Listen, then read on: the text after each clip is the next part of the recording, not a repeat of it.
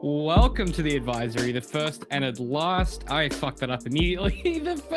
I'm out of practice. The first and last advice show on the internet. Where James, today we are back at it with a bad habit. I'm spitting bars straight up the top. We had a week off because James was dying of something we can't say out loud because we will get demonetized.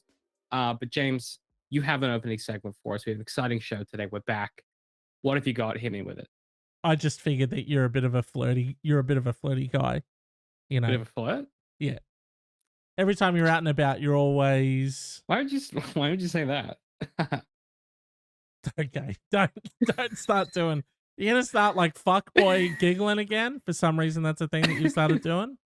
There's a whole TikTok subgenre of it, James. I'm told. My 20-year-old intern tells me about it. Okay, dude. It's okay to like stuff. You know, you don't have to make out like, oh no, this definitely wasn't me. This was someone else told me this one. You know what I mean? It's actually a friend of a friend was asking about it. Okay. No, that's what tracks. happened. Yeah. Well, I mean, there was a research project done by Jeffrey Hall, who is an I thought you were assistant. going to say Jeffrey Bezos. Our boy Jeffy B. Yeah, Jeffy B. Ever since he retired from Amazon, he's really gotten into being the assistant professor of communication studies at the University of Kansas. I always thought he was destined for it myself. Yeah, there was a brief talk there about him doing something about, hey, what's with billionaires and being like, I'm done with Earth. I beat the Earth level. Send me to space.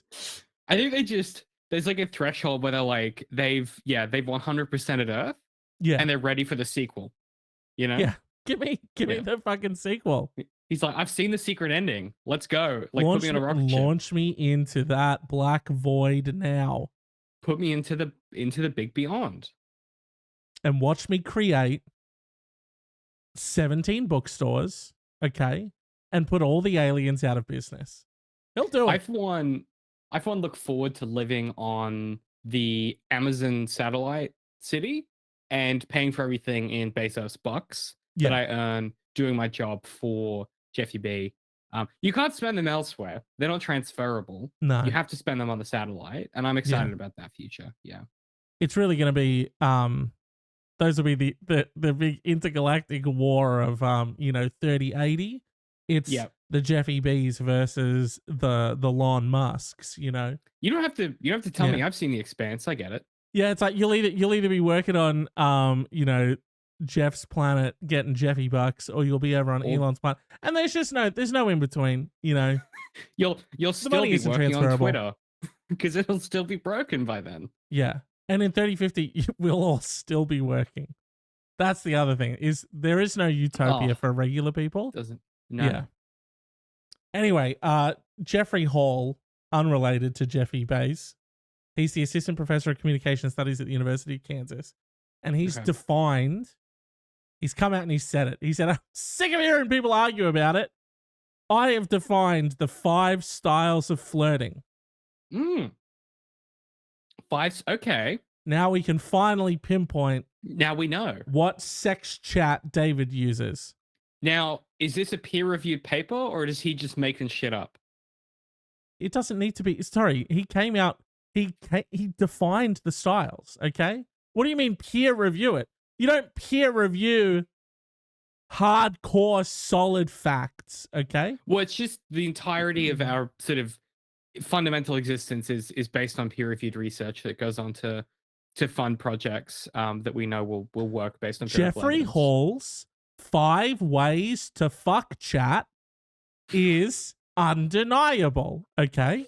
That makes him sound like one of those like online grifters who are like, if you which flirting style you learn to master your technique and people of all sexes will find you irresistible, you know. That's this guy's vibe, I feel. Okay, you said that like that was something that you might have been working on, but okay. That's a side hustle. That's a side grind hustle.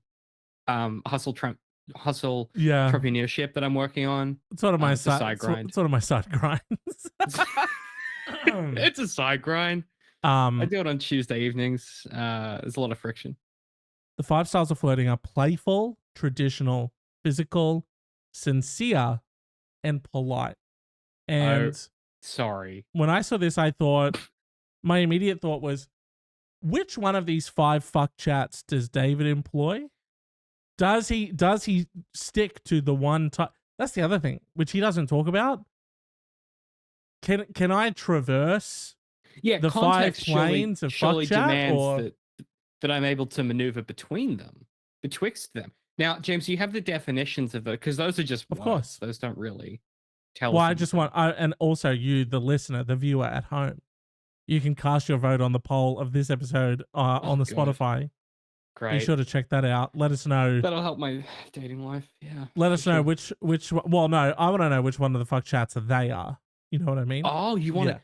Oh, we're going to do a bit of an audience poll and sort of understand, Yeah. demographically, where does the advisory Black Swan audience sit when it comes to the fuck chat? Exactly. So we've got playful. Okay. The playful flirt doesn't take the whole flirting business too seriously, David. They'll chat someone up with ease just for the fun of it. They're also more likely to crack a few jokes to get someone to notice them. Just cast your mind sort of across the number of years we've known each other. Mm-hmm. Have I ever done anything non-seriously ever for any reason at any point? No, I heard you order a Yeah. beer once, and it got into like a really serious discussion with the bartender about like a list of things that you had to do that day. And I Yeah. just thought, just get the beer. You know what I mean? Just sort of, yeah. Pull up, So maybe. for me personally, playful off the list. Right, definitely, for sure. So 4 left. Traditional. The traditional flirt will give someone the eye, but there's no way they're stepping up first. What? The other person has to come to them, and they better come correctly. What does give the eye mean? Well, why don't you give me sort of what your interpretation of what you think the eye is? Okay, well, hang on. Let me. I'd imagine the eye is, you're at a bar or a club or something, and you're at the bar, and across the other side of the bar you see an attractive lady, and Yeah, for sure. you want to get her attention. Show us the eye. We're doing props again. Oh no. The last time we did props, you almost completely ruined every single electronic item you bought. Yeah. But this is the bar, so I'm leaning on the bar. Oh. Why is my first question. Because you sure. said, what if you're at the bar? Sure, but I figure, okay, sure. Yeah, okay. So you're leaning on the bar like a freaking creep. Sorry. And then I'm sorry. Critique my improv. What's your malfunction? There's just something really perchy, prowly about the whole sort of body language that you're giving off right now. It doesn't feel chill dude at the bar. It feels predator ready to pounce for some reason. Well, because I'm ready to give him the eye, isn't it? That's a very good point. I didn't realize the eye was so potentially violent coming from you. But sure, let's see the eye. I'm bopping. Yeah. Loving those sweet tunes that the bar's playing. Scribe is playing. Yeah. So I sip my beverage. Yeah. Oh yeah. And then I see someone, and then that's the eye. Okay. Sort of the, or is it the smolder? Is it like the? Oh. You know what I'm saying? Yeah. Oh. They're both so unpleasant to look at. Oh. That was very predatory. They felt very predatory. So not traditional then. Probably not the traditional one, no. We gave it a crack though, didn't we? We did. We did. Hey, they can't cut. No one can say we didn't give it a try. Okay? Yeah. You gave it a try. The eye got you absolutely locked up and thrown in prison. Now let's move on to polite. Now with the polite flirt, it's all about the rules, baby.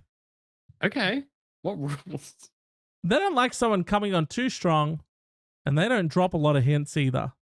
We assume there's a lot of talk about the weather and questions like, so, what do you do involved in polite flirting? This sounds painful. This just sounds like conversation, like small talk. I don't know if this is flirting. Yeah, no, Different it's strokes for different folks. You know what I mean? So, but what about the weather? It's crazy that smoke and how it's cold and it's keeping the smoke in, and it's bad to breathe outside. It's crazy, right? Sure. And then maybe you transition that into, I've got really great air quality at my place. Speaking of smoking, I don't know if I no, there's a Don Draper line where he's like, Yeah. oh yeah, he he goes, he has like he has a case of cigarettes, and he leans across to the girl, and he goes, how are you going? Do you want a cigarette? She goes, I don't think we can smoke in here. And Don Draper goes, then you picked the wrong outfit. So that could be the transition vis-a-vis smoking. If for those who don't live in Brisbane, we've been having an air quality issue. I'm in hell. I'm in hell on that one. Yeah. It didn't feel good to do, say, or explain. So far you think you're not playful, you're not traditional, and you're not polite. Yeah, that's 3 out of 5. So we're kind of very quickly running into, you're a wet blanket new school rude boy because you're none of these so far. Well, I was thinking that potentially I'm incapable of flirting is a possibility here. Oh shit, he doesn't actually mention that people could be none of these. Maybe that's the control group. He very categorically said every single person is one of these 5. So who knows? We haven't gotten there yet. We might still find you. No, it's true. It's true. But in science, when they're like, oh yeah, like we gave these people this drug to test it, and there's always a control group where they get a placebo. Maybe I'm the control group of humanity. Like I'm the one that isn't one of the 5 because I don't have a style. Yeah. You know what I mean? Yeah. And maybe that is your style. Oh. Oh, he's working on the sequel. Maybe a lack of style. Oh. All right, number 4 is physical. Okay. The physical flirt has no problem relaying their sexual interest in the person they want, whether it's planting one on someone at a party or brushing their body against someone else's to let them know the deal. I couldn't be more the opposite of this. Yeah. Yeah, not very physically intimate. Definitely have intimacy issues due to my childhood. Have had issues with sort of physical intimacy in previous years. So definitely not this one. We could probably this one feels a little gropey, and I will say that I feel like the only person getting away with this is you have to be equally charismatic as you are good looking. You have to be the most. You have to be the 1%, 2% of people that are just so good looking that any advance you make on someone, they're open to. Sure, but they also have to have the charisma to back it up, so it's not like, because you have to be incredibly good looking, so people are like, oh, I'm more okay with this happening. Sure, but then also incredibly charismatic, so that it doesn't read as weird. They've got sort of like a fun little, way of backing it up or something. You need to like be able to play it off. Yeah. It feels not a great move. Feels bad. Sounds kind of like, no, it sounds predatory, but also incredibly privileged to be able to do something like that. I feel, without getting slapped or someone yelling at you. You know? Yeah. Yeah. I also think maybe there's sort of like, not that one. I don't know. The more I think about this, the more I'm thinking that there probably has to be more than 5 flirting types. But hey, I don't want to take it away from Jeffrey. He seems to know what he's talking about. Okay. Yeah, for sure. Let's jump into number 5. He's like a master flirter. Who are we to disagree with his findings? Oh, exactly. We're flirtatiously stupid, and he's a flirtatious genius. See, I saw that was a bad thing to say as you said it. I saw that on your face, and you still said it. Yeah. Yeah. Sometimes you come too far, and you've like already, just then. Yeah. And that was one of those moments. Yeah. I know that we had a little bit of time off and you're a bit rusty, but I do expect more from you. Okay, but I am still partially sick, okay? So how dare you kick me while I'm down, okay? And if you're still partially sick, why do you sound so good? Check. Sorry, I'm just trying to think which one of those is. That was kind of playful. Maybe you are a playful flirt. Who knows?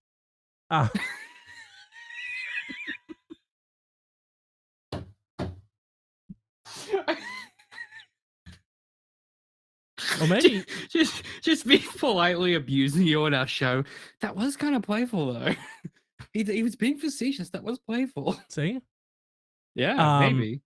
What else you And got? What's the last one? number 5 is sincere. The sincere flirt wants to know if they can have a connection with you before pursuing. They'll ask about your personal interests from the get-go and share part of themselves as well. Yeah, that's me.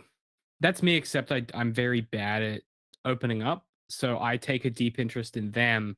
And I end up with these like brief, really like intense periods of intimacy and connection, where in which they fall in love with me and then they get to know me, and then they don't like me. So that's sort of my MO with that one. Okay. Vis-a-vis. Yeah, so it's sort of that, but it's like a bizarre world upside down. It's like a what's the thing in Stranger Things? The upside down? It's like the upside down version of that. Where it's like deeply doesn't work for me or for anyone. So that's sort of where I'm at. Yeah.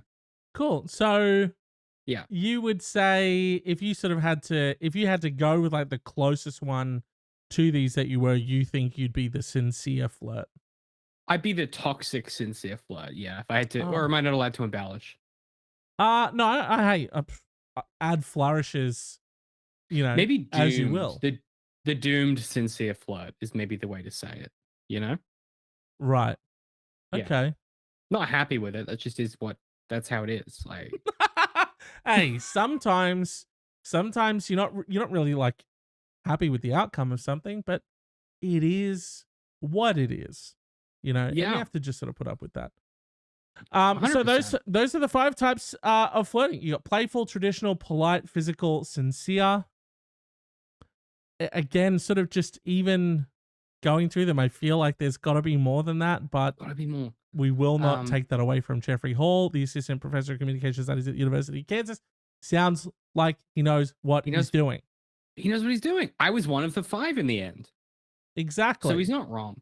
James, I have to know, if you're listening to the advisory, big time advisory fan, hit up the Instagram, let us know which type you are. Because I feel like the type of shit we make attracts very specific sort of people. And I'm really curious what those numbers look like. I kind of need to, because as we were going through it, I was like, well, I'm obviously not that. I'm obviously not that. And I was like, maybe, like, I really would like to know. So if you would do us a favor, go to the Instagram, and let us know, vote on the poll, tell us your flirtatious style. I think I'd be the playful flirt, because it says they'll chat someone up for the fun of it. I'm not really doing that, but it says they're more likely to crack a few jokes to get someone to notice them. I feel like I would I'd try and lighten it up, Yeah, you want to keep it light and breezy. Seriously, yeah. Whereas I'm trying to work out like how compatible are our vehicles in a 2-car garage, minute 5, whereas you're sort of having a bit of fun with it. I'm just having a little bit of a goof, and you're over here putting the fucking cart before the horse, being, I don't really get what that whole process is about. Well, I'm not trying to date you if my Toyota's not going to fit like in front of your Yaris. Like, I don't know, like that just seems like that's like a doomed partnership, I feel. Like, I'm just trying to work that out before I get into anything serious. And I'm just here for a giggle, just here for a giggle. Just here for a giggle, mate. And that's, you know what? And that's very wholesome, I feel. That's a wholesome approach. David, I think that we should do something that we've never done before on this podcast. I hate where this is going. Yeah, go on. And I think we should do the feature question. Oh, I thought you were going to do the other thing, but okay, sure. Because technically, the other thing is something we've never done before as well. Well, what's the other thing? I've looked at the document. I know what the other thing is. I don't want to say it. If is it a spoiler? I feel like I'm doing a sizzle now. Keep listening to find out. That kind of thing. Oh, okay. Yeah. Yeah, now we have ship, isn't it? Now we have to do the feature, because it's like, what the fuck was David even talking about? Well, you have to stick around to find out. All I'll say is we have a question asker we've never had before. Oh shit. Okay. Yeah. You picking up what I'm putting down, isn't it? Yeah, we've had someone or something, call in, We've got a guest stopping by. as it were. Oh, As okay. the way you said that was like, that's like how you'd set up like a murder mystery party. Well, yes. And by the end of this evening, somebody shall die. And it's not who you think. Shit. Yeah. Who was it then now? I'm thinking. You know. Who? What? Who the murder mystery? Well, Yeah, there's two of us. yeah, no, who's gonna be like who's like the least probably the host. It's gotta be the host, right? You know? I think the second that Shane decided to serve cheese flavored shapes as entrees, I knew he was done for. Oh, okay, yeah. Yeah, I think like if you're gonna invite us to your place, Shane, and serve us fucking little cheesy shapes instead of the ones that we all want, which is barbecue and pizza, if you're gonna do that to us, I think you had it coming. That's all I'm gonna say. That's all I'm gonna say. And the fact that Patrick had the courage to do the deed, I think speaks volumes about his quality of character more than it does about the value of your life. And so that's all I would say on that topic. So I don't yeah. See, my money was on Billy because he showed up saying, "I'm here to kill." So I was like, "Oh, that's he a bit." Always says that. He always says that.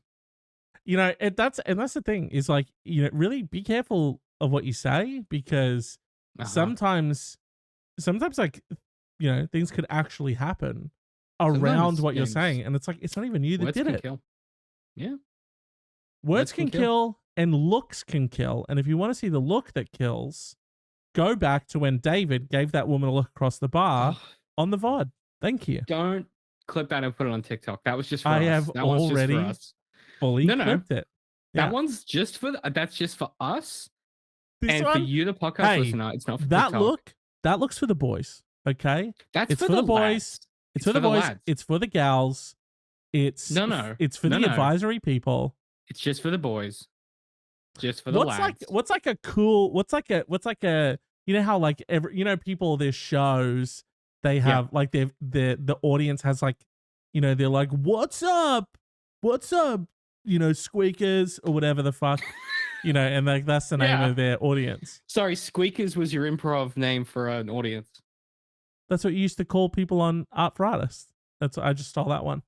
That's not true. What's up, you fucking whingy squeakers? That's not what we called them. Yeah, we didn't. That's not. Yeah. Oh, that's right. Sorry, yeah, not to their face. Not to their face. That's behind the scenes. Yeah. Sorry, your question was what should we call our listeners? Yeah. Man, that's a good question. Because if it's the advisory and we deliver advice, are they the advicees? It's not very catchy, but it's accurate. Fuck. Because they receive the advice, isn't it? Yeah. But I think anyone that loves the advisory would like everything we're trying to do at Black Swan Society. So to my mind, it's the society, you know? But that's like the society is like the way of addressing the collective, right? Not the individual. But not the individual. So what's the individual? Does it have to be related to the show? It can be whatever you want. You know what I mean? Like Nike. What does that even mean? You know what I mean? You give these words meaning. What? That's what I'm saying. I'm saying you can name things. You can give things names, and we assign them meaning. You just said Nike. What does that even? What is that even? What are you talking about? Nike sells like shoes and sports stuff. I understand what Nike is. You know? I feel like I stepped into a panopticon. I don't know what you mean by that. What do you mean, Nike? What does that mean? Like, you mean that the word doesn't mean something? I mean, like, we've assigned it the meaning, right? That's every word. Definitely. And that's sort of that's the example that I was using in this case. I was sort of giving you a quick rundown of what words are, but I gave you one specific word that also happened to be the name of a brand. Yeah. Yeah. That represents not only products, but also like, you know, sort of like a bunch of like associated like values and meanings and things like that, you know. I don't know what you did. You've ruptured something internal in my brain. I yes, I'm just gonna sort of I'm gonna compartmentalize what you Yeah. said about Nike, and I'm gonna sort of close the You door get on it. it so I Yeah. can. Yeah, I don't, because that made no fucking sense. Mm. Yeah, I mean, advisees, the gang. I mean, I'm not good at this sort of thing. What else could we do here? I mean, it's society, it's Black Swan Society. I mean, the Swans feels bad to say out loud, and it feels like we're doing something. Feels like we're trading in some kind of like animal situation, which I don't think is good either. Um, yeah, I don't know. Can we maybe like workshop it off stream potentially? Sort of a offline style convo. I mean, I guess. Send us a DM, send us an email, all of the ways that you know how to get in contact with people on the You'll work internet. it. Yeah, You you get know it. how it is. Yeah. Get in contact with us. What would you like to be called? What should the people who listen to the advisory and watch the advisory, what should they be called? On the very off chance that we have to refer to an individual listener of this show. Because my instinct was like, is everyone Shane? But that might make Shane feel a type of way. Do you know what I mean? What's up, Shanes? What's All up, right. Shane? Yeah. But like, because I don't know how Shane would feel about that. Do you know what I mean? Yeah. Yeah. Probably. Shane, send us a voicemail. How would you feel? Probably initially flattered, and then eventually like pretty Increasingly annoyed. irritated. Yeah. Yeah. I feel like it would be a simmering boil. Yeah, because if we get to the point where it'd be like, "Hey Shane," and then he'd turn, but then like 30 other people would turn, and he'd go, "Oh, for fuck's sake!" And then, God damn it! Like, did he mean me or them? I don't know. Yeah. It's a great question. Shane, send us a DM or a voicemail. How would you feel if we called our audience Shane? Yeah. You know? Yeah. Something to think about. Food for thought. Yeah. Well, should we do the feature question then? Yeah, let's do it. Because that was sort of where you were spiking us in, wasn't it? It was sort of you were segueing. You got on a little machine and you sort of, drove us over there. Definitely. And I'm so glad that you haven't gotten now hung up again on us transitioning back into it would be very unprofessional to call attention to the transition and to keep doting on it in the way that we're doing currently. We wouldn't do that on our show. So I wouldn't. You wouldn't catch me doing it. You wouldn't catch me doing a transition. Oh, nice. Why am I in the gallery all of a sudden? Because I had to do a transition. You know what I mean? But that was what you had on hand? Yeah, but then it ended up just coming out like that fucking needle drop guy where he's like transition. You know what I mean? He's all like, yeah, sure. Yeah, for sure. Well, do you want to read it? With my guffed up voice, I think you should get those angel pipes out, and I think you should. I should do it. Yeah. Oh, fuck. He's playing the victim card, ladies and gentlemen. I'm under the weather. I can't read the. Yeah, fine. I'll pick up the fucking slack like I always do. All I'm gonna say is that you guys see the abuse he hurls, and that's in front of you. Now imagine the abuse that gets hurled when you're not around. You know what I mean? I have to do everyone's fucking jobs for them. Yeah. James, this feature question. You have you have entitled "Fast and Felonious." I stole my sister's identity, which I am thrilled to dig into. I was driving and unfortunately speeding when I zoomed past a cop who came out of nowhere, and of course he hits his lights to signal me to pull over. And I was in hot water because I sadly get pulled over for speeding often. Well, sadly, like if you're speeding. I don't. Sadly, I kind of love how she describes it as being like, "Oh, this fucking cop just comes out of nowhere." Came out of nowhere. It's crazy. It's crazy. It's like it's his whole job or something. I don't know what it is, but once I have the music on and the top down, I'm in my. Yo, this question whips. Let me recenter myself on the voice of this question. I don't know what it is, but once I have the music on and the top down, I'm in my zone. And I tend to go into my own world and sing and vibe, which often turns into a need for fast and furious addition, and I ignore traffic obligations and speed limits.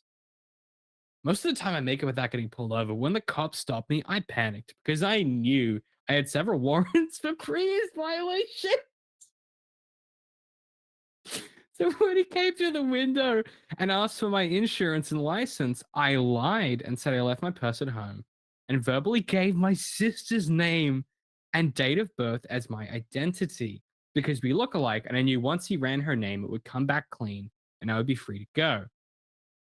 If I would have given my real information, there was a huge chance I would have been taken to jail and the car impounded. But I was on my way to school for my finals and just couldn't risk it. So long story short, I gave him my sister's info and he wrote out a few tickets and I was free to go. Fast forward, if this is already batshit insane, by the way.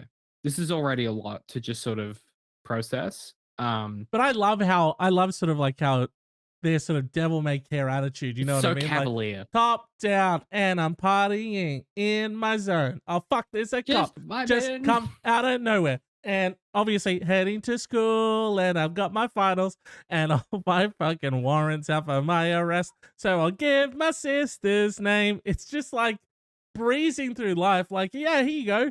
Here's a minor case of fraud. I'm free to go. Thanks, pig. And just rip on out of there again with my tunes rolling. Yeah. And you just think the bangers come back, Miley Cyrus comes back. I didn't realize like you could get, I mean, maybe this is an American thing, but like if you speed here, you just lose points and then lose your license. And if you drive without a license, you get fined. But like, I didn't realize you could like have like warrants out for just speeding and shit, you know? It's a wild west in America, dude. Who knows what they're up to? They are in the post-apocalypse. I completely forgot I'd used her name, so I didn't think anything of it. Oh, sorry. Sorry, pause. Sorry. That fucking that minor case of fraud that I committed or whatever. Sorry, that time I did fraud to my sister. Yeah. Forgot about it. I had finals. It was a big week. I was busy. There's a lot of stuff on. I forgot about it. Yeah, well, what? You never forget anything in your life? Give me a break. What are you, a human VCR? Like, come on, I try to record everything. I have now realized, James, my tone of voice was wrong. I did like the chill surfer vibe, but I think it's different. I completely forgot I used her name, so I didn't think anything of it when she was venting until she called my mom from the police precinct and said she went to appeal the citations and they showed her a body camera photo and it was me. Well, she decided to file charges against me. I apologized and told her I'd pay off the traffic tickets and explained, even though I was completely wrong, the reasoning behind my actions and how it was the end of the semester and final testing. I apologized, and I know it was a stupid mistake, but she still gave them my information and pointed me out to a statement as the person impersonating her and defrauding the officer during the traffic stop. Well, now I have a court date for 2 felonies for identity theft and fraud. I just really embodied the character. What do you think the reaction on her sister's face is when they show her the body camera photo and it's just her full-blown sister just sitting there fucking top down, having the time of her life. Yeah. And I love that she really keeps driving home the fact she's like, guys, it was finals week, okay? Had a lot on my plate. Why is no one listening? Like, why is no one taking that into consideration? It also seems like she's sort of compartmentalized this in her brain and has just been like, well, it's obviously not a big deal because nothing happened. Like she's sort of been like, well, nothing happened on the day, so obviously it's over. Yeah. Problem solved. Like I love like fast forward a few months and my sister is notified with outstanding warrants and she still didn't fully remember then. And it wasn't until later when her sister like had to go down to the precinct to sort it out. Hey, this is you. Hey, this is you like saying you're me fully committing fraud. And also, racking up fucking speeding tickets for me and stuff. Also, and then she's like, oh fuck, yeah, no, that's crazy. Yeah, that's so weird how that slipped my mind. Yeah, no, that makes sense. This isn't the same as someone being like, oh, do you remember like a few months ago we were chatting about that invoice and we didn't do anything about it and we just like, it wasn't a big deal. Well, actually, like that guy called me back and they were hoping to get a refund. You're like, oh yeah, that did happen. That's like, Yeah, you know, a few months ago, when you were driving your car and you lied to a cop and said you were me, and you got a Yeah. speeding fine Yeah. because you're fully in your car Yeah. and you lied about it. Hey, finals week, dude. Sometimes you got to do what you got to do, I guess. I guess. So I need to get back in character. I just need to.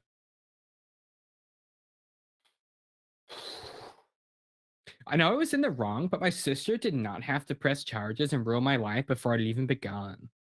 I am the first person in my family to get into college, and this will ruin everything. I feel like she took my situation too far, even though she had good reason to be upset. But wow, now my mom, dad, and brother are not speaking to her unless she drops the charges. I'm the youngest, and she's the oldest, and sometimes she feels she has to be stern or correct me because she feels like it's spoiled, or that I get special treatment because these are serious crimes that'll be in my record and not equivalent to what I deserve. How do I get my sister to drop the charges as I feel the crime does not fit the punishment? So her umbrage here is that she done got caught doing the crime, Mm. and the police and the legal system were like, hey, here is the consequence for doing that crime. And she sort of turned around and gone, actually, I think you'll find that's an unfair punishment to suit the Yeah. crime. Yeah. I also love that mum, dad, and the brother are all um taking her side and being like, hey, all your sister did was lie to the police, impersonate you, defraud them, rack up fucking speeding fines for you, and do all of these things. It's like, dude, again, I don't think we She need to offered reiterate this for back, you, like, but it was finals week. Let your sorry, sister slide one time on a sorry, fraud charge. I heard everything you said, but did you know it was finals week though? Yeah. Just feel like you guys Now, really aren't taking that into consideration. now was I driving to finals? I don't think that's relevant, but did you know it was finals week? Everything is urgent during finals week. It feels like everything is urgent, and I had to put my foot down and belt my guts out to the new Miley Cyrus album. Gotta do it. Gotta Got it. do it. Now here's the real question, James. You know, this person's clearly in the wrong. We're gonna help him out anyway. How do I get my sister to drop the charges as I feel the crime does not fit the punishment? Well, you've already lied about being her once. I think you double down and you do a Yes. worse crime that Yes. she can't prove wasn't her, and that'll force her to drop the charges. I've been rewatching Suits recently, and Okay. half of their entire tactic in that show is just do a worse crime to entrap the person who's suing you. Oh, okay. So I'm thinking like I don't know, like maybe you go into a bar, you tell everyone that you're my name is my name is whatever your sister's name is.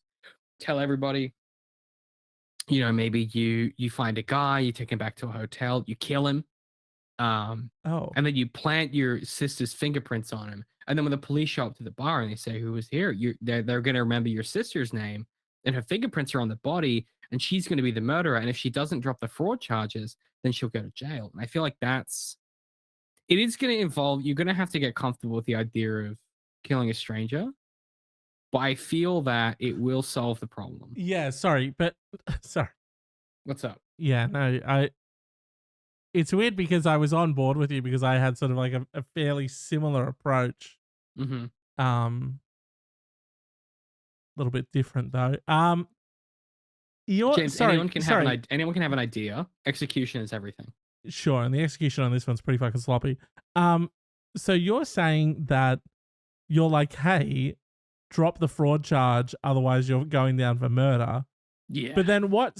So what if she turns around and she goes, all right, I'll drop the fraud charge, and then you go, perfect. Now I guess I'll just go down for murder. What? Well, you didn't ask me. So the advice was, how do I get my sister to drop the charges? I did that. It's hard to argue with results. Check It and is hard mate. to argue with results. Yep. They say, DMAC, get it done. And you know what I did? I got it done. And your lack, frankly, That's I fair. find your lack of faith disturbing. Vis-a-vis Darth Vader. Look, I went on. I had a little double down approach as well. Okay, what you got? And I think we double down on the identity theft, and we show What? up to court dressed exactly like my sister, right? Okay. And I just keep pretending that I'm her, and she's actually the one pretending to be me. Right? What would that achieve?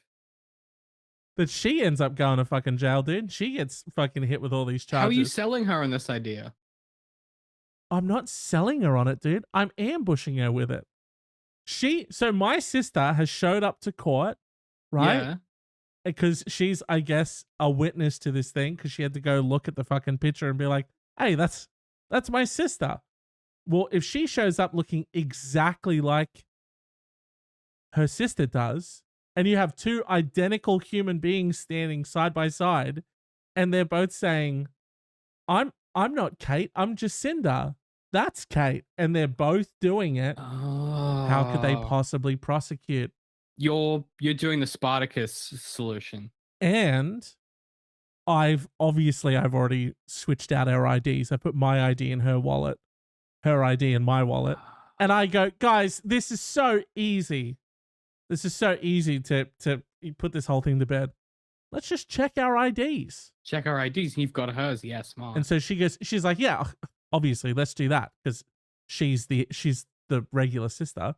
She goes and pulls her, the ID out of her wallet, and it's the other sister's one. And then she gets put into handcuffs, and now she's serving time.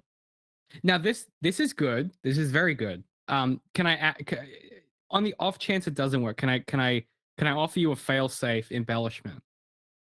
Yeah. I don't see how it doesn't work, but yeah, sure. Okay. So like in stories involving clones, one of the things they do is they'll sort of, the original will have like a tattoo somewhere that the clone doesn't have. Right. Yeah. Could you sort of get a Sharpie and do like a little tattoo or something, and you hire an actor to be your sister's friend who comes in and goes, well, obviously everyone knows that Charlotte has a tattoo of Tinkerbell on her left collarbone. Right. And that's your fail-safe. If they realize that the wallet switch, and then you can simply pull it down, and you've got the little Tinkerbell. That's I don't want to overstep, but I feel like it's a small embellishment on the off chance that they don't. Because I'm fail-safing with the IDs, and you want to fail-safe the fail-safe. The fail-safe.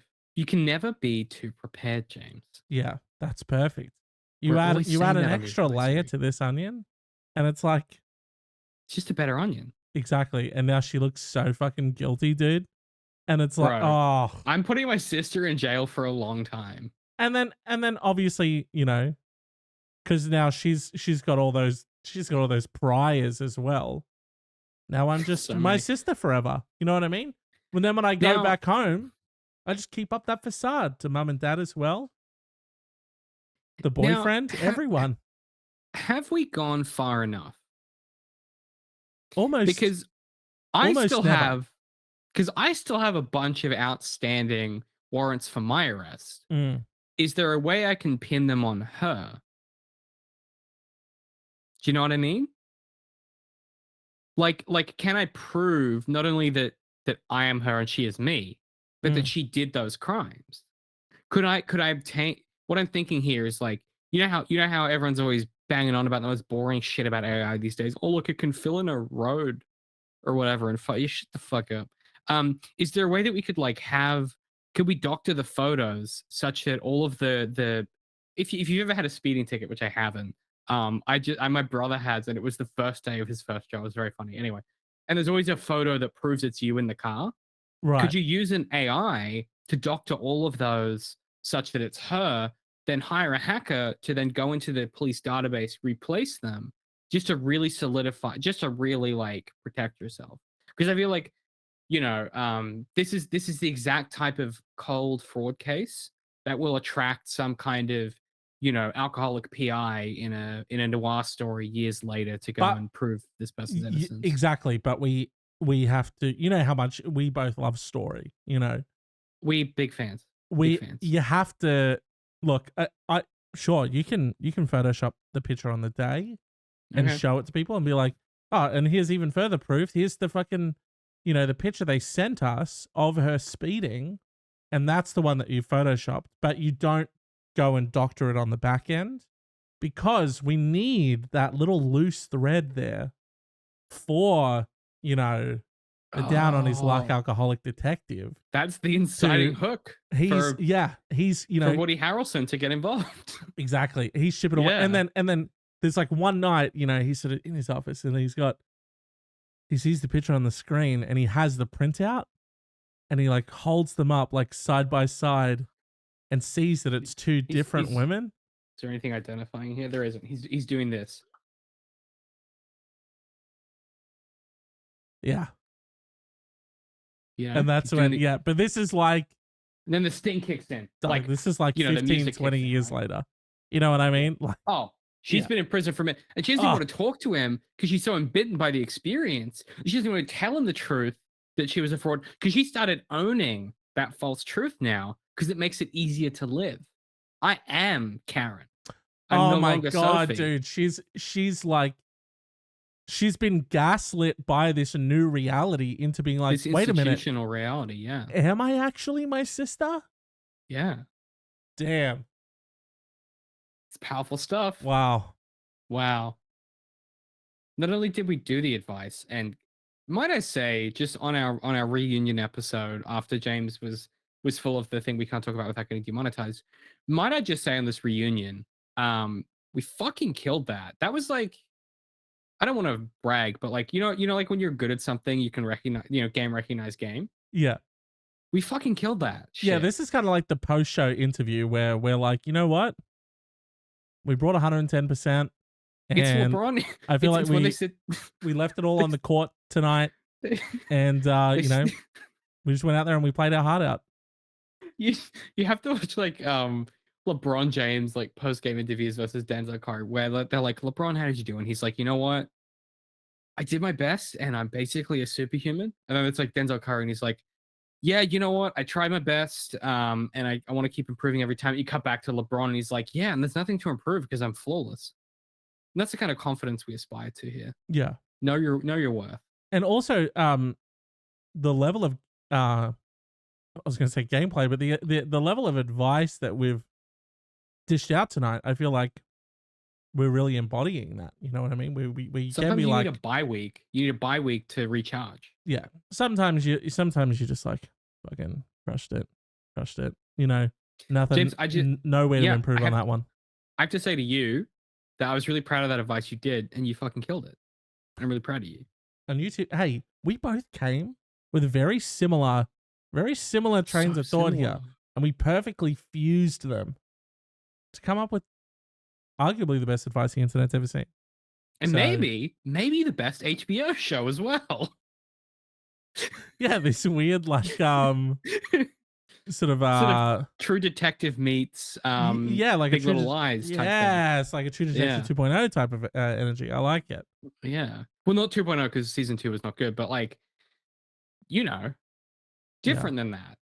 For sure. I haven't seen any of them, but I've heard that. Don't bleep that out in the edit. People don't need to broadcast that. Yeah, but I mean, it's like, when am I even going to watch that? You know what I mean? The show's got fucking Matthew McConaughey in it. My girlfriend fucking hates Matthew McConaughey. When am I ever going to be able to watch the show? You know? All right. She's going to shoot that down every chance she gets. Because she loves like crime, true crime, all that stuff. And I'll like sell it to her that way. And then as soon as I hit play and she sees a disheveled Matthew McConaughey on her television, she's going to be out. It's the best thing he's ever been in. Can I just say really quickly, true crime is piss and I'm sick of it. And I don't want to alienate most of the podcast audience that tend to skew female based on Apple iTunes analytics, and I know that a lot of our audience are female, but like this thing happened. Cool. Cool. What? How creative of you. Told me this thing actually. Yeah, fuck off. Try making up a story from scratch that's gonna put. Oh yeah, fuck off with true crime. I'm sorry. I'm just over it. I'm over the trend. I'm over the sensationalization. I'm over the like the fucking TikTok detective. I'm a fucking citizen. Like the whole genre has just ballooned into insane fucking people chasing clout by going and harassing real people that are based on like podcasts that aren't particularly interesting and are just scintillating because it's crime based. It's just all the worst impulses of network television amplified through a medium that was specifically designed initially, and its specific implementation was repelling the impulses of the old media and the network media. And it's just like it's just like this fucking needle running through the center of it, which is all of the worst instincts of all the worst parts of those shows, and it's led to like even worse participation in civic kind of activism that we've ever seen. And it just needs to fucking stop. Sorry, that just sort of happened to me. I don't. That came over me. I just Yeah. It's been building up for a while. But I also, yeah, sorry, I don't really want to yuck your yum too much there, but I feel like Yeah. this great story that we've cooked up that we're selling has a lot of like, it's sort of like based on true events. So it is kind of like a true crime I'll quit type thing. Don't So, even. I'll quit. but Don't we already did it though. We already did it, and it's out there, and we put it on the internet, and it's sort of based on a true crime. It was a crime that happened. You know, we embellished it a little bit, but no, you're part of the problem now. No. We took inspiration, like every writer. We took inspiration from things that happened, and then we told a story. We're not telling the story of those sisters. We are making our own story based on some of those ideas. That's not inspired by true events. No, and we're not putting that on the poster just to sell fucking just to get that's Netflix gonna get interested. people that are dark. That's gonna get people in the door based on true events. I think that's a problem, though. I think I think that's like a fundamental issue, though. I think the notion that like something need be based on reality to be interesting is just like craven and gross. Like right, but it's not because it's based on reality that makes it interesting. It's just a little bit of extra sizzle that's like, hey, here's this interesting story. Oh, also, like a little cherry on top, based on true events.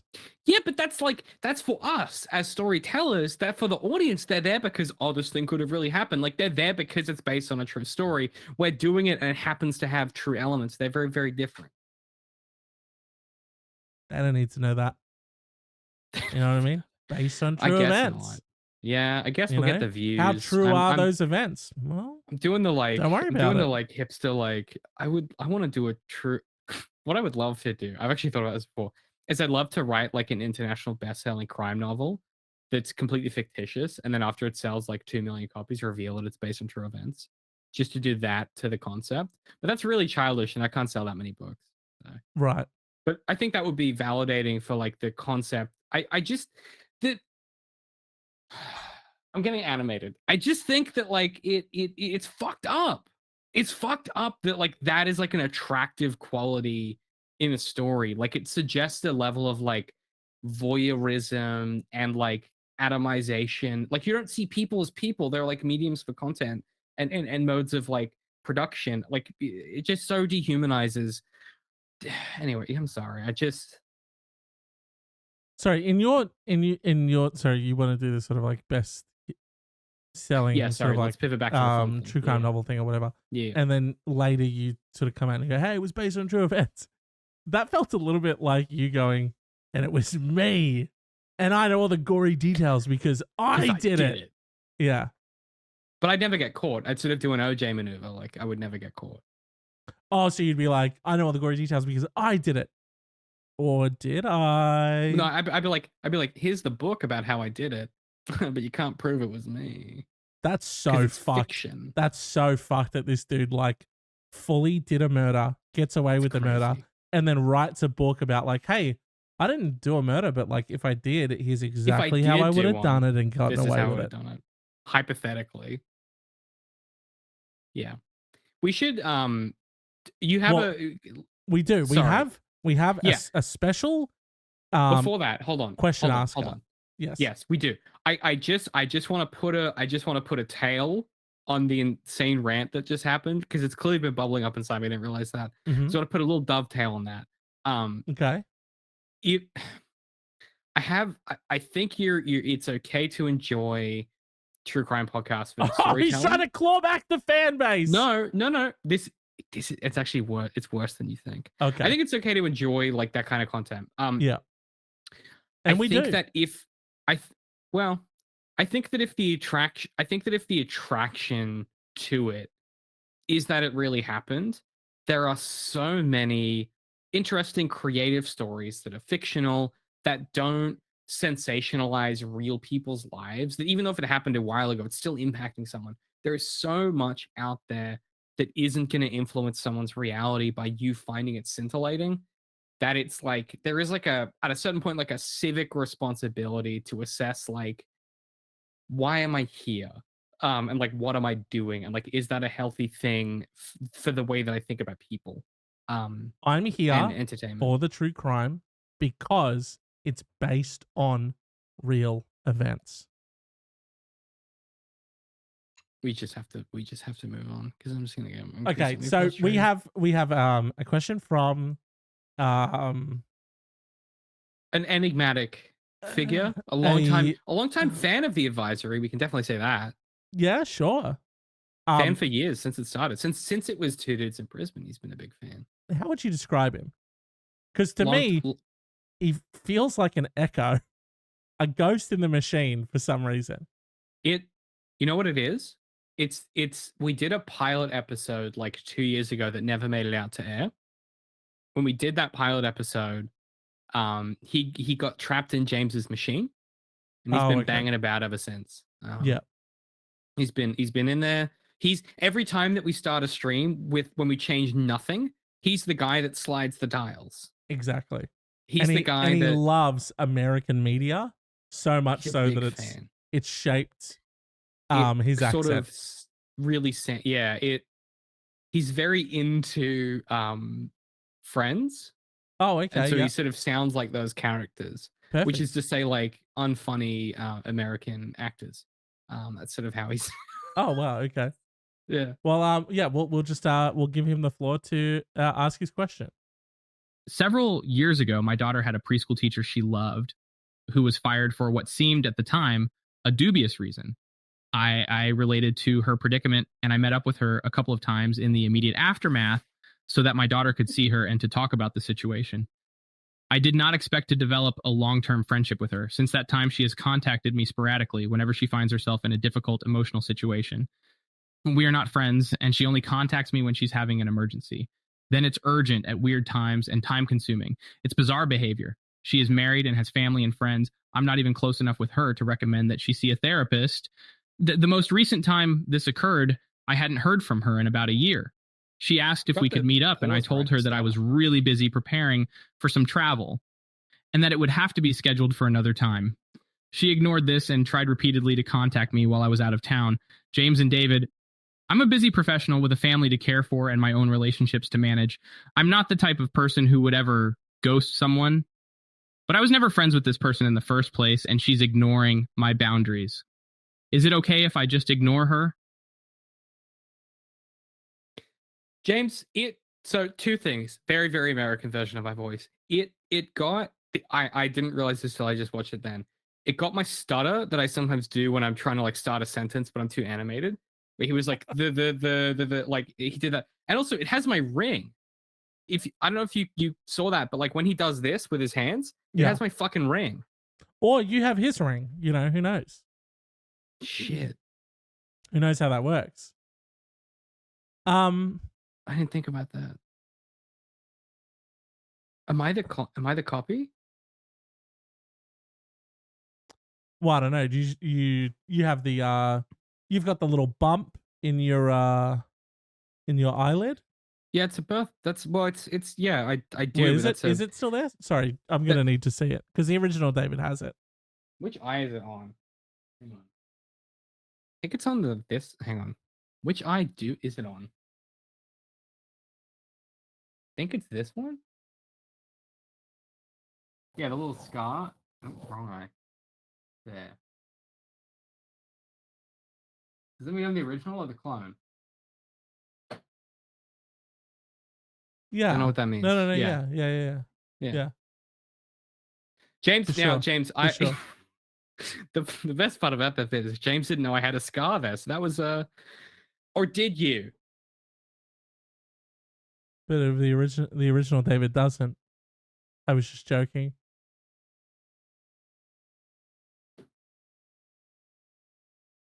At least I'm not trapped in a fucking computer. Wow.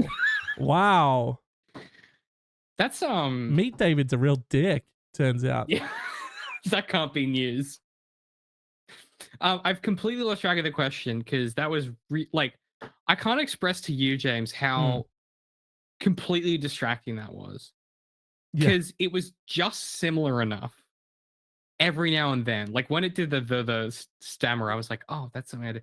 And then the ring threw me off. So like the question is that you work with someone a while ago and then they only call you in crisis and you're about to travel and they need your help and you're like, hey, I don't have a choice. Should I blow them off or not? Is that the advice or do they hallucinate the whole thing? That's pretty much it. It's pretty much someone that you don't really have a relationship with, kind of ignoring, you know, typical sort of boundaries or whatever. And they're just like, hey, you know, I've got a whole life going on. I don't really know this person. I'm not really friends with this person. Is it cool if I just sort of like, you know, I'm not really the ghosting type, but like, just bounce them off, I feel like maybe you should start being the ghosting type because it feels weird. It feels weird, right? Look, and it's not just because it was a ghost, like, because it was sort of man. A sort of a character from Tron. Look, I think there's always a place. There's generally speaking, you should sort of be transparent and communicative with people. There are some people who will take advantage, and you gotta stop responding. Like, because there's no amount of like, hey, I don't have anything to do with you. There's no amount of that will stop. Because there are some people, James, that any interaction you give them is fuel for them to keep interacting, even if it's, hey, stop talking to me. Right. Yes. Yeah. Any tidbit is something to latch onto. Yeah. It's like any sort of they're sort of just feeding off the energy that you're putting out, and just responding is giving off even, you know, a base level of energy, and they're like, I'm here to keep feasting.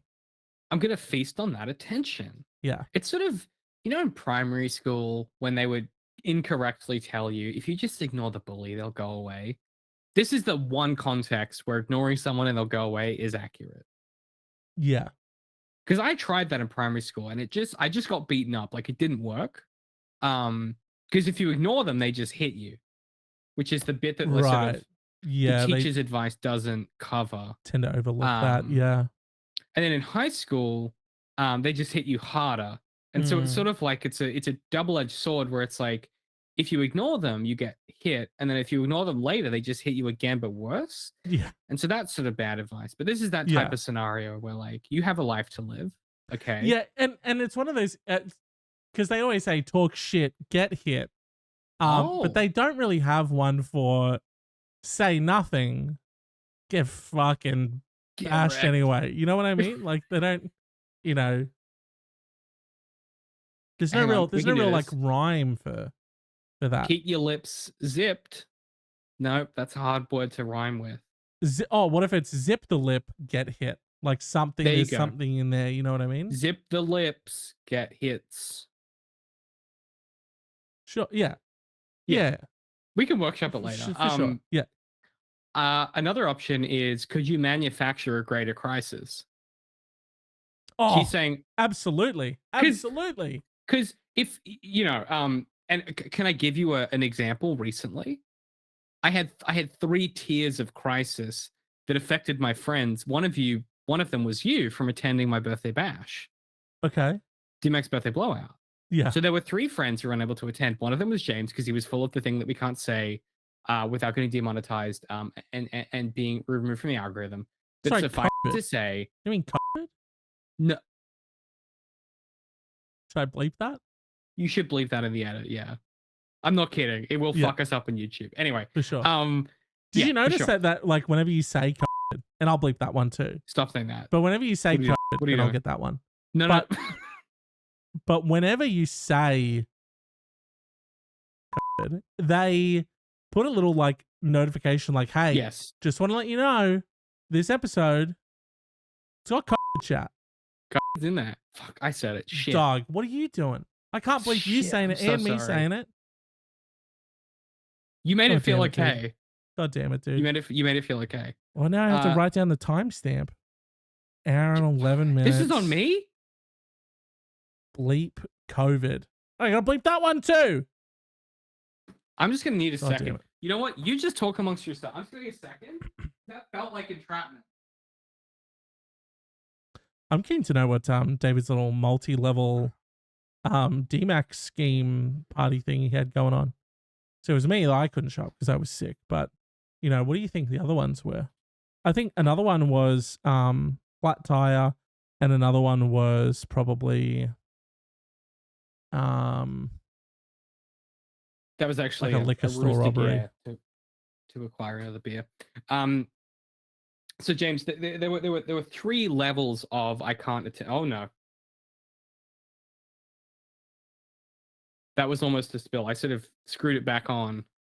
You'll see that it was very close. Oh, that was a close disaster. Trap that foam, huh? Trap that foam. We're gonna let that simmer for a second. So there were 3 layers of I can't attend. And my this is gonna be tricky. I don't want to put him on blast. Trying to think whose names I can say. Yeah, Lucy won't mind. So my friend Lucy had a migraine. She was like, "Hey, can't come to your party. Have a migraine." I was like, "No dramas."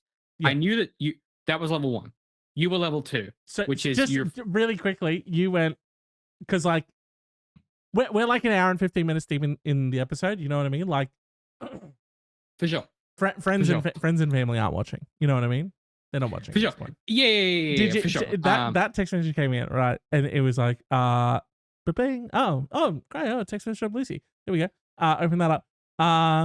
What up, D Money? Because she calls you that. What up, D Money? Hope you're cashing checks and snapping necks at this house party, dog. Right? And then she said, P.S. Got a migraine. Def's not coming. Soz. And then you went, bullshit. Didn't you? Horse shit. Yeah. Prove it. Yeah. So that's level 1, which is like, it's an inconvenience for her. Makes sense. Party, like music blaring. Yeah. Conversation. Last thing you want to do with a migraine. Yeah. You could. So that was level 1. Level 2 was level 1. Bullshit made up story for not coming. Yep. Number 2. Level 2. James couldn't come for he was full of the thing we can't say, and he was contagious. And feeling like shit. Yes. Feeling like a duffel bag of shit. Yes. And clearly still recovering, which is fun and not annoying at all. No, and you sound great and look great. So I don't know. Oh, thank you. About. So, thank you. Yeah. Very playful of you. That's very traditional of you. Oh, okay. Yeah. Interesting. Bit of chemistry in this show, ladies and gentlemen. So that was level 2. Yeah. That was level 2. Level 3 was my friend Cam, who didn't message me. I don't think anything of it. Like you know me, I'm very chill. I get a text like this Sunday evening. And he's like, "Hey, man, I'm really sorry that I missed your thing. I should have said something. That was really rude." I was like, "Dog, don't even trip. Like, is everything chill?" And he's like, "Well, actually, I'm in the ICU. And they just took out 3 of my ribs and a tumor." To which I responded, "If you didn't want to come to my party, you should have said so." Right. Yeah. And you said, prove it. Which, prove it, bitch. Which is so hard to do now that you've got like the Photoshop beta features. AI? That is so easy to just doctor everything. Yeah, exactly. Yeah, exactly. Yeah. But so I thought that, like, as far as excuses go, that's a pretty good one. So you can maybe reuse that, and as you said, use sort of the AI tool to put you in the ICU. Oh, I can't give you advice on your issue. I'm about to get on a plane, and also I'm in the ICU. Right. It's a way that you could tackle that. What if you is it too sort of on the nose to be like, oh, so sorry, gotta go off the grid for, at least a month or two. This fucking crazy woman who, like, I didn't even really, like, have a relationship with. She's like the teacher at my son's school, so you do like a different kid in a different school. Sort of like really swim fanned me, really just laid it on thick, was coming on way too strong, and then it got real like psychopathic, sort of like stalkery. Then they were showing up at all these weird hours, and they were sort of asking me all these weird questions and like getting me to do things for them and stuff, and it just got really dangerous and toxic. And she obviously showed up one night at midnight, and we got into a bit of a tussle, and I killed her dead. But it was self-defense, obviously, because she was coming to, who knows what she was coming to do. She had a knife on her and stuff. But yeah, again, fully fucking killed her dead. So, and then maybe that's kind of like a covert sort of like. My concern with this approach is I've managed enough. I've managed enough people for long enough that if you talk to a group of people and you say, hey, we've noticed some of you, when you answer the phone, aren't providing the correct intro, and sometimes you're a bit kind of lackadaisical with when you put them on hold. You might keep them on the line for longer than you should before putting them on hold. Yeah. You say it to a group of HR advisors. Everyone assumes it's about someone else. Unless you're direct and you provide direct feedback, people always assume it's someone else. So my concern with this approach, James, let's say it's a flawed approach. I just wonder about its efficacy, because I feel like you would be like, wow, that does sound like a shitty person, and that sucks they died. But I'm not like that. Could be me. Fuck. You gotta be direct with your feedback, with your employees and your friends, and the strangers that keep calling you in crisis. Okay, so I'm on board with that. How do I? So this woman, she's full blown swim fan of me pretty much at this point. I need to fucking just like back up, like give me some space, dude. Like I don't even really know you, man. Like, what's your direct?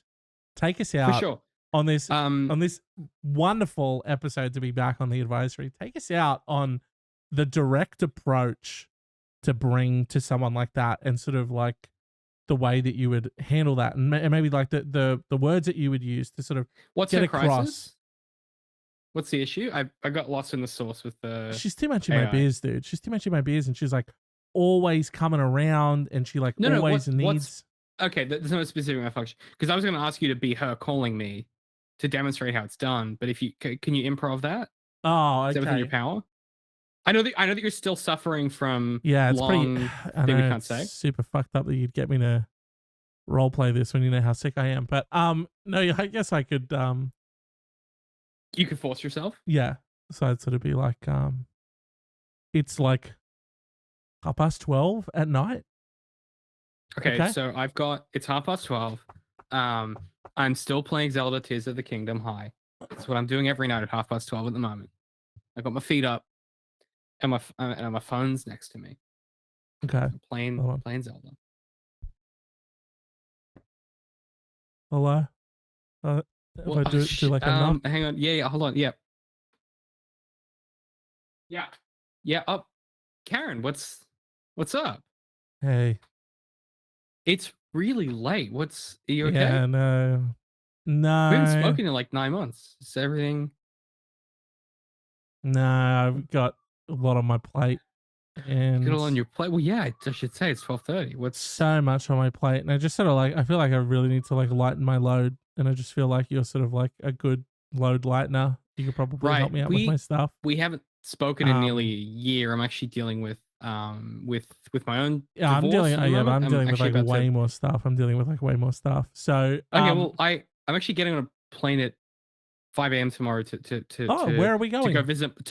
Well, I'm going to live with my brother for a while because I'm not dealing with my divorce very well. And I need that support from him. You probably need divorces are tough. You probably need a support network around you. So yeah, that's why I'm getting on the plane. Yeah, that's sort of why I'm getting on the you don't need the flight. Flights are so expensive, and you know how the economy is lately. No, you don't need to do that. I can just stay here with me, and then I'll help you out. Okay. You really need a support network around you, and I feel like I can be really supportive. You've been really supportive for me. Yeah, and, for sure. But the thing is, I booked the flights and I'm getting on the plane in about 6 hours. So. Cancel them. You know. Sorry, why? Sorry, why are you here? Oh, I'm going through some stuff, but that's not really that important now because No, now sorry, it's what about stuff? 'Cause, helping well, you. Well, and no, your because it's stuff. 12:30. It's 12:30 at night, and you shut up to my flat. I'm going to be honest with you. I felt like I was sitting out the front of your house for the past 4 hours, and I was thinking to myself. Sorry. I was thinking to myself. Yeah. I was thinking, David. What's a lot of time to think? David needs somebody. You know, I was just thinking that to myself. Sorry, what song was that?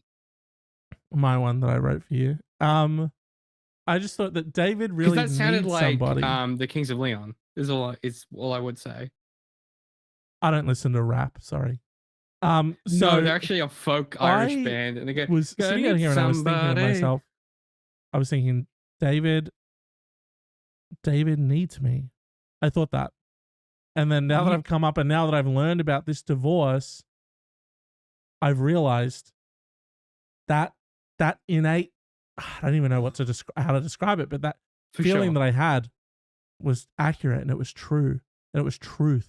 I think what I felt was truth, and I felt your hurt and your pain, and and right as I got up to the door here, because I've got like a bunch of stuff going on and I needed help, but right when you said that, I was like, no, now it's time for me to help David.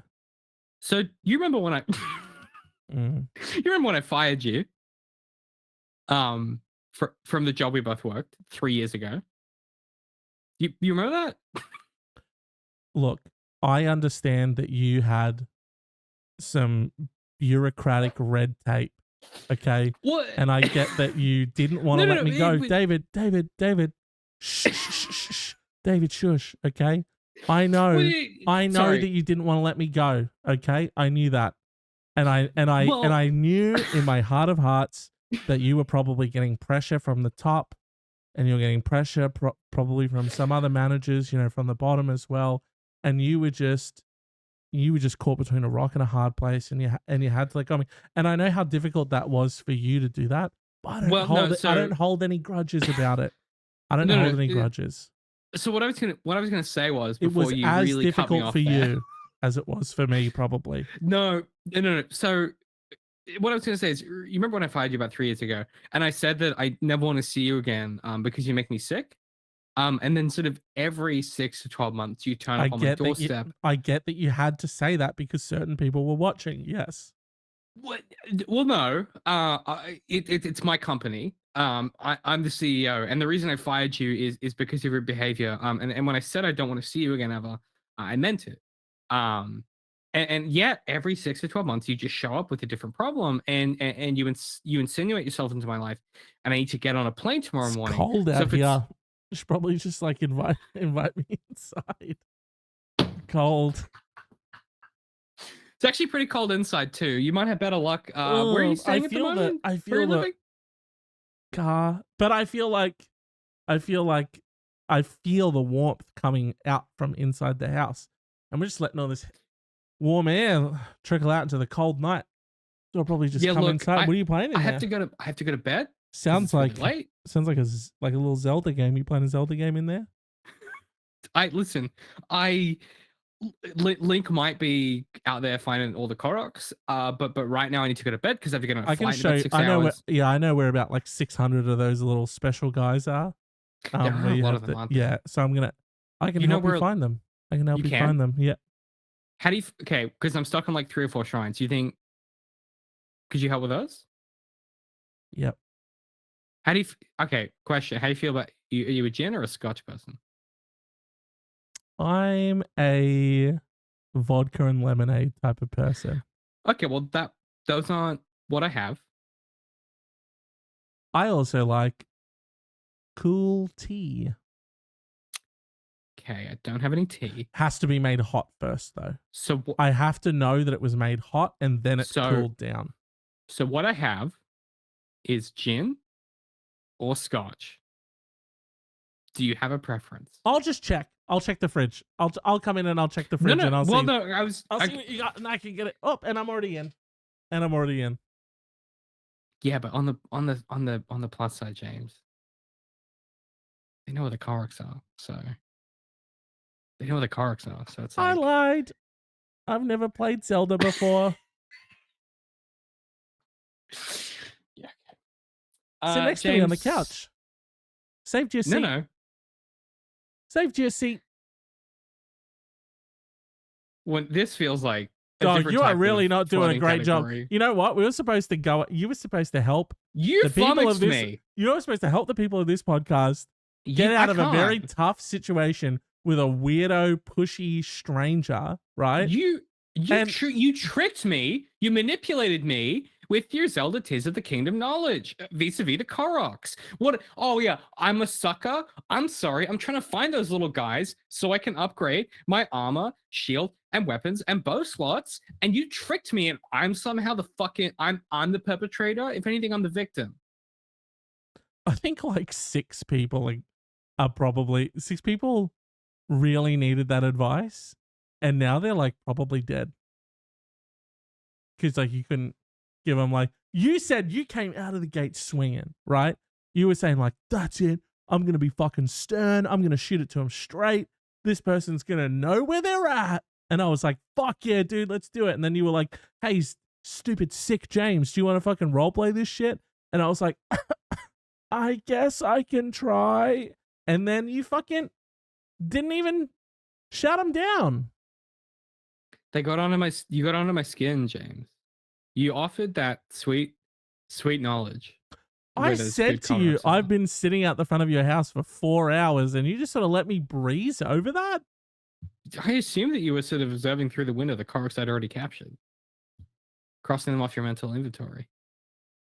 This person's about to cross you off their mental inventory, dude. If I'm going to die, I'm going to die with all of the Koroks. Thank you so much for listening to this week's episode of The Advisory. We're back, baby!